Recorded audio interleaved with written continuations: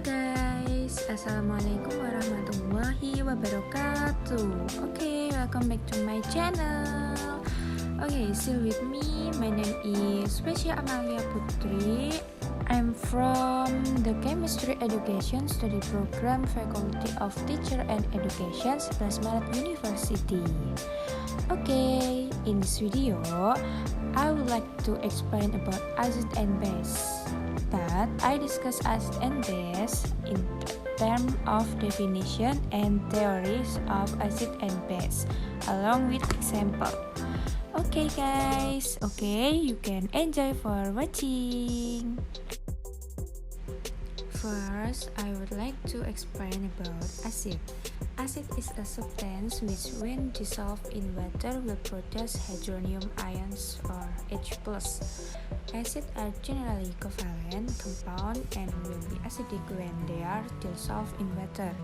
For example, hydrogen chloride gas is not an acid, but when it is dissolved in water, it will produce H+ ions. Judging from the number of ions produced, the type of acid is divided into strong acid and weak acid. Strong acids are acids that easily ionize and produce a lot of H+ ions in solution. Meanwhile, a weak acid is an acid that is slightly ionized and produces a small amount of H+ ions in solution. And the example of strong acid is HCl, HBr, Hi, H2SO4, HNO3, and HClO4. I'm sorry, I speak on Indonesian. And the weak acid is nitric acid atau HNO2, phosphoric acid atau H3PO4, and acetic acid atau CH3COOH. Let's watching the next video.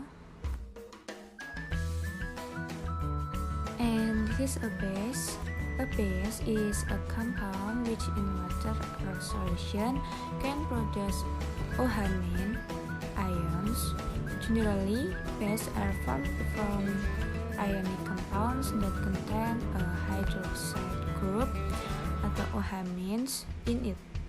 Ammonia NH3 itu, although it's a covalent compound, is a basic compound in water because after being dissolved in water, it can produce OH- ions. Next is based on their electrical conductivity. Bases are divided into strong base and weak base. A strong base is a base that is completely ionized. From example, KOH, NaOH, BaOH 2 kali, and CaOH 2 kali. Meanwhile, a weak base is a base that only slightly ionized in water. For example, NH3 and AlOH3. And this is picture, you can see the example of base. It's sabun mandi, pasta gigi, dan lain sebagainya. In the next video is Arrhenius acid-base theory. Arrhenius put forward a theory in his dissertation tahun 1883, namely that ionic compounds in solution will dissociate into their constituent ions. According to Arrhenius, acid substance or compound that can produce ions H+ in water. The example of HCl. HCl itu menjadi H+ plus Cl-. And the base is a compound or substance that can produce ions OH- in water. The example NaOH. NaOH itu bila direaksikan menjadi Na plus OH-. And A neutralization reaction is a reaction between an acid and a base that produces a salt atau garam. Contohnya ketika HCl ditambahkan dengan NaOH, maka akan menjadi NaCl plus H2O. Kemudian H plus ditambahkan dengan OH- akan menjadi H2O. Okay, next. This is the next video. Masih pada teori Arrhenius. Arrhenius acid, compound that produce H plus atau H3O plus in water.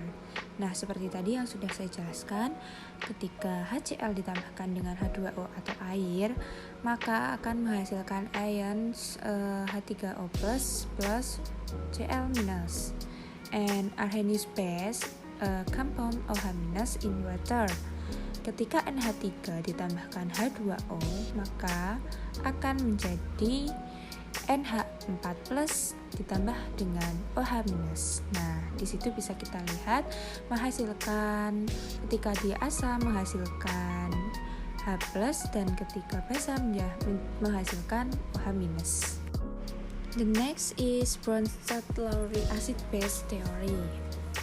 Pada 1923, Johannes Bronsted in Denmark and Thomas Lowry in England published posts that are similar to each other separately.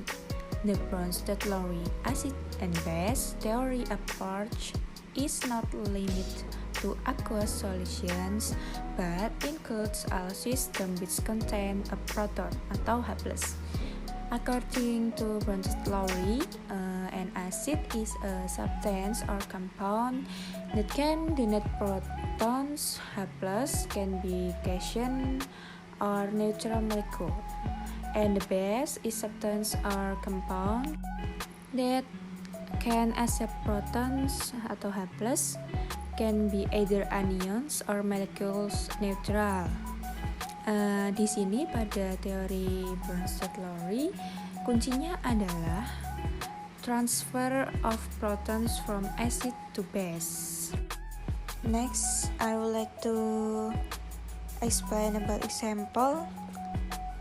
Saya tadi kan sudah menjelaskan Bronsted acid itu proton donor atau donor proton, and Bronsted-Lowry base itu proton acceptor.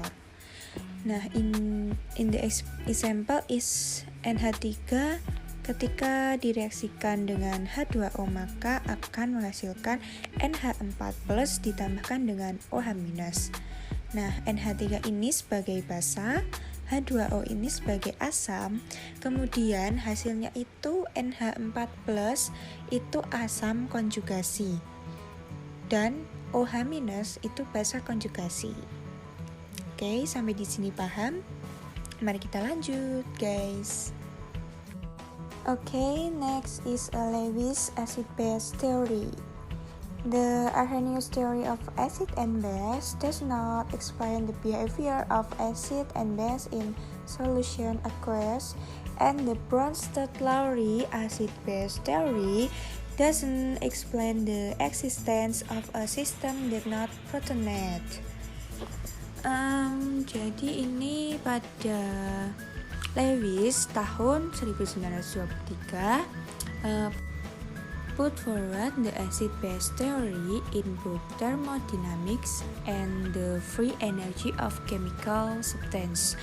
According to Lewis, and the definition of acid is a substance or a compound that can accept an ion pair of electrons from a substance or compound others to form new bonds.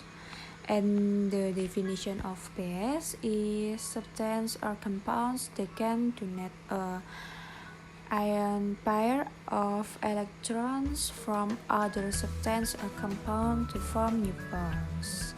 Next, the product of Lewis acid-base reaction are complex compounds. Proton are acid Lewis. Lewis developed acid-base reaction involving substances or compounds that do not have H atoms in their compounds.